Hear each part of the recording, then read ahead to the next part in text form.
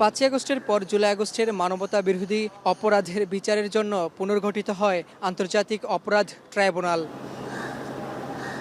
গণহত্যার বিচারে গতি আনতে চলতি বছরের 17 জুন দ্বিতীয় ট্রাইব্যুনালের যাত্রা শুরু হয়। জুলাই আগস্টের বিচার কার্যক্রম চলে টিনের ছাউনির নিচেই, যদিও একই সঙ্গে সংস্কার চলতে থাকে ট্রাইব্যুনাল 2-এর মূল ভবন। মঙ্গলবার সকালে আন্তর্জাতিক অপরাধ ট্রাইব্যুনাল 2-এর মূল ভবনের সংস্কার কাজ পরিদর্শনে আসেন আইন উপদেষ্টা আসিফ নজরুল, শিল্প উপদেষ্টা আদিলুর রহমান খান, অ্যাটর্নি জেনারেল মোহাম্মদ আসাদুজ্জামান। উপদেষ্টাদের সংস্কার কাজ ঘুরিয়ে দেখান চিফ প্রসিকিউটর তাজুল ইসলাম সহ অন্য প্রসিকিউটররা।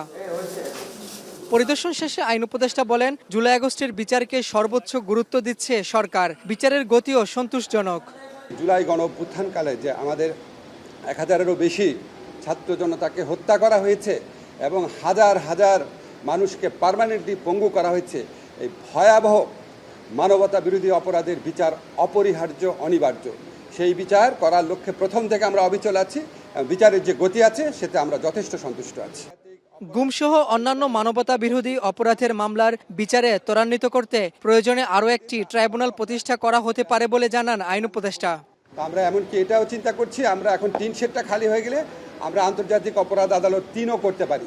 যদি আমরা 3 করতে পারি তাহলে আমরা অন্যান্য যে আন্তর্জাতিক অপরাধ আছে, যেমন গুম বা অন্য ধরনের যে আন্তর্জাতিক অপরাধ, সেই সমস্ত অপরাধের বিচার কার্য দ্রুততর করতে পারবো। 2 ট্রাইব্যুনালে এখন পর্যন্ত 4টি মামলার বিচার চলমান রয়েছে। রাব্বি হোসেন, এখন, ঢাকা।